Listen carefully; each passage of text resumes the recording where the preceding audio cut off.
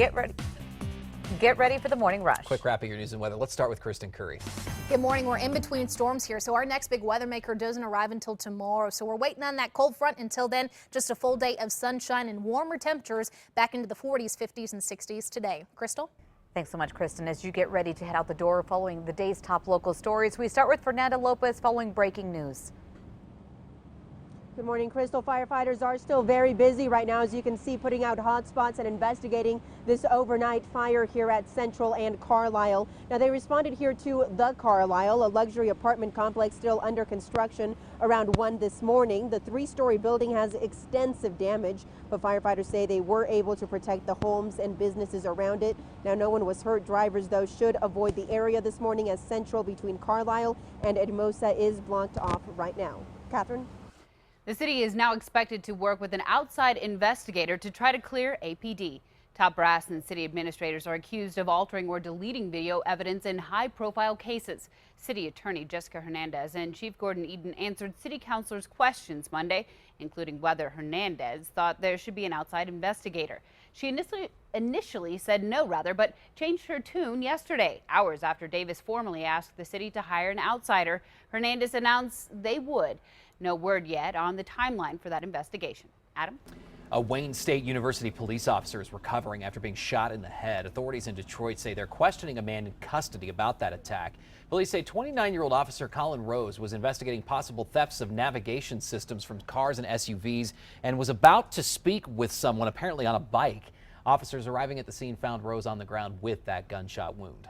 On to breaking news this morning. Multiple sources now say President-elect Donald Trump named South Carolina Governor Nikki Haley to be the U.S. ambassador to the United Nations. An official announcement on Haley is expected to come later on today. Also, Mr. Trump is considering offering Ben Carson the position of Secretary of the Department of Housing and Urban Development. This holiday weekend, nearly 50 million Americans will be traveling to their holiday destination. Here locally, nearly 3.5 million residents in the mountain region will travel for Thanksgiving. That's 50,000 more than last year. Both are significant increases from last year, making this year the most Turkey Day travelers since 2007. AAA says a majority of people traveling will be driving, with many paying the second cheapest Thanksgiving gas prices since 2008. Kristen?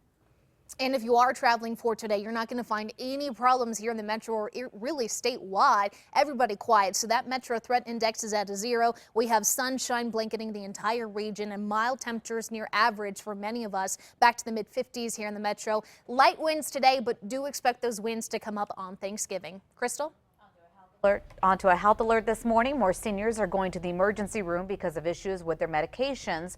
A new CDC study found older Americans accounted for 35% of ER visits for adverse drug events, up from 26%.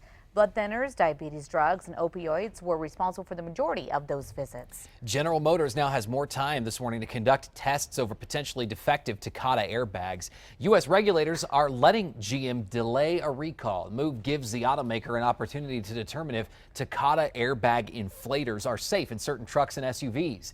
If GM proves they are, it can stop its recall of more than 2.5 million vehicles it agreed to earlier this year. On to new details this morning. Facebook building a censorship tool in an attempt to gain a foothold in China.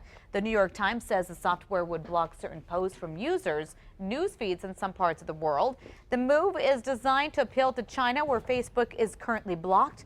The company is not denying the report, saying only that its China strategy is still a work in progress. Let's turn to the traffic situation as you head out the door on this Wednesday morning.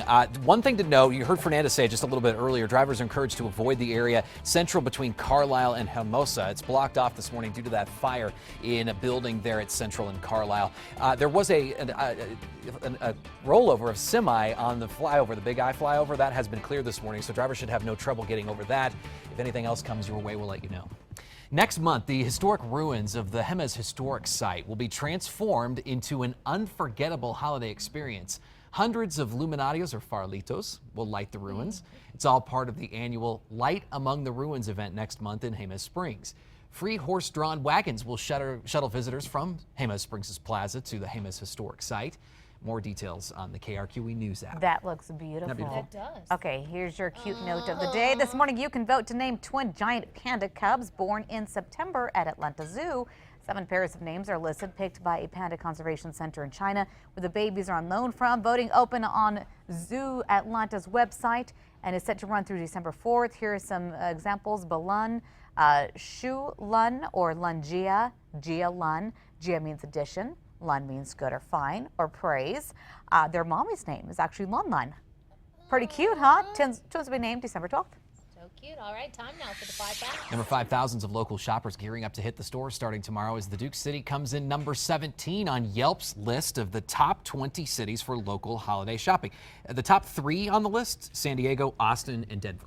Number 4, just under 2 weeks, Santa Fe School Board scheduled to consider a proposal to redraw boundaries for Capitol and Santa Fe High School. Santa Fe High can accommodate more students. Capitol High is already over capacity. If the proposal passes, the new boundaries would only affect freshmen. Number 3, it's one of the busiest travel days of the year. Thousands hitting the road for the Thanksgiving holiday today. Law enforcement across the state are set to keep an eye out for drunk drivers. Starting Thanksgiving weekend, they're going to be focusing along I-40 in a crackdown lasting through January 4th. Last year, police made almost 300 arrests. At number 2, sunny and mild today. No problems weather-wise, but expect more wind getting into tomorrow. Number 1, we're staying on top of the latest of that apartment complex fire. Firefighters say there were multiple ignition points. Still no word on a cause, though. The Carlisle building was under construction at Central and Carlisle. One witness says the flames towered dozens of feet into the air at one point. No injuries reported. That's the good news here. As soon as new details come into our newsroom, we'll pass it to you right here on KRQE News 13. Glad you've been with us. We're going to be back on Fox New Mexico. KRQE This Morning continues there.